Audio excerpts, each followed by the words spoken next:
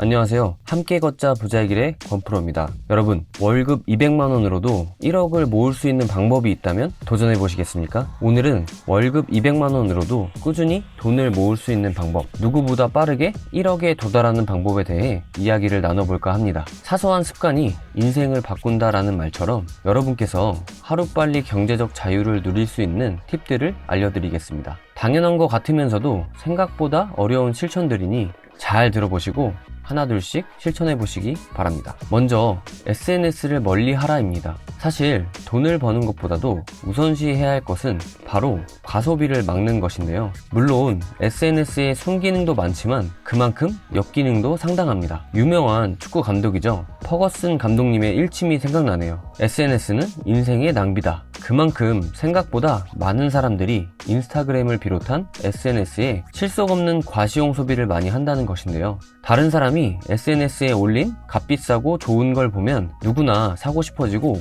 충동적으로 무절제한 소비가 뒤따릅니다. 저도 SNS를 해봤던 사람이지만 SNS를 중단하고 나니 진정 나를 위한 소비와 저축이 무엇인지 알게 되고 돈이 조금씩 모아지기 시작했습니다. 누군가 자랑하면 나도 자랑하고 싶은 것이 어쩔 수 없는 인간의 욕구라고 한다면 과감하게 SNS부터 정리해보시는 건 어떨까요? 두 번째, 휴대폰 비용과 같은 사소한 비용으로부터 아끼는 습관을 가져라입니다. 최근엔 많은 분들이 자급제를 통해 알뜰폰에 가입하는 분들도 많고 부가 서비스 등 불필요한 휴대폰 비용부터 줄이고 계신데요. 개인적으로도 굳이 비싼 요금제를 주면서까지 3대 통신사를 쓸 필요가 전혀 없다고 생각합니다. 실제로 저도 알뜰폰을 쓰는 입장으로서 크게 불편함이 없고요. 휴대폰 비용이 거의 들지 않는 걸 보니 왠지 모를 뿌듯함과 함께 절약에 대한 욕구가 더 강해지는 걸 느꼈습니다. 세 번째는 가급적 사회초년생 때는 자동차 구매를 피하라입니다. 제가 개인적으로 가장 강조하고 싶은 내용 중 하나인데요. 특히 대한민국에선 차를 가지고 있는 게 성공의 척도인 양 여기는 경향이 있는데요. 가장 큰 문제는 자신의 경제력과 상관없이 무작정 차부터 사고 보는 카푸어들입니다. 대출까지 끌어다가 차를 사는 사회초년생 친구들을 보면 정말 안타까운 마음이 드는데요.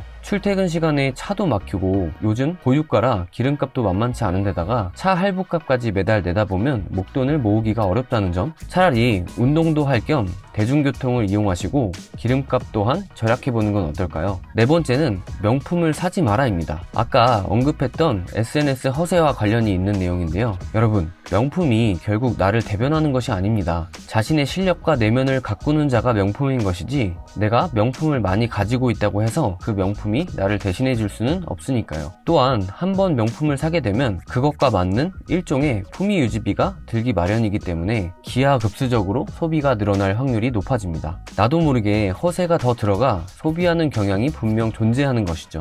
자동차도 마찬가지죠. 벤츠를 카푸어로 사게 되면 그에 맞는 소비를 하게 되고 결국 과소비가 반복되면서 나의 자산은 계속 줄어갈 수밖에 없습니다. 다섯 번째로 정말 괜찮은 투자처가 있다면 과감히 만기 일시로 대출하라입니다. 금리는 계속 오르고 있지만 잘 찾아보시면 본인이 다니는 회사의 사내 대출도 활용하실 수 있고요. 만약 만기 일시로 대출을 하신다면 원금 상환에 대한 부담은 현저히 적어지기 때문에 수익을 올릴 수 있는 확실한 투자처가 있다면 이 방법을 추천드립니다. 제가 만약 만기 일시로 3천만 원 정도 대출을 했다면 달러를 매입하거나 월세를 받기 위해서 원룸을 싸게 매입하는 것 또한 좋은 활용 방안이라고 생각합니다. 만기 일시가 1년이라 걱정하시는 분도 계실 텐데요. 신용도에 큰 문제만 없으시면 만기 또한 연장해주기 때문에 크게 걱정하실 필요는 없습니다. 여섯 번째로 제가 항상 매번 강조드리는 정세를 읽으면 돈이 보인다 입니다. 솔직히 다른 분들께서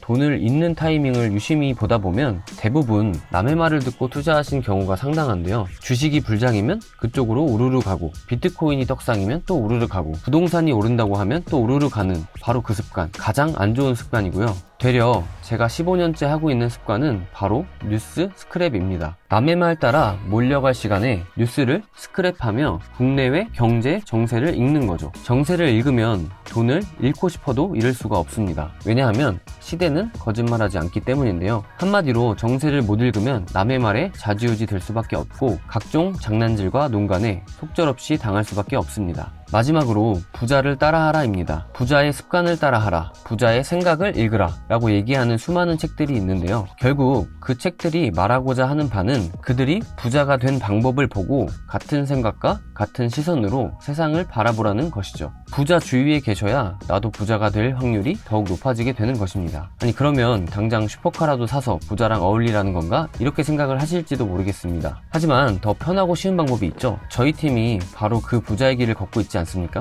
여러분 첫 질문을 기억하시나요? 만약 월 200만원으로도 1억을 모을 수 있다면 도전해 보시겠습니까? 여러분 누구나 가능합니다. 쉽사리 포기하지 않으셨으면 좋겠습니다. 그리고 부자의 습관에 익숙해지세요. 저희와 같이 차근차근 나아가다 보면 분명 길은 열릴 것입니다. 더 자세한 내용이 궁금하시면 언제든 저희 오픈 채팅방에 참여해주세요. 나의 자산을 지키고 늘릴 수 있는 여러가지 방법을 알려드리고 국내외 정세를 쉽게 읽어드리도록 하겠습니다. 오늘 영상은 여기까지입니다. 구독, 좋아요, 알림 설정은 사랑입니다.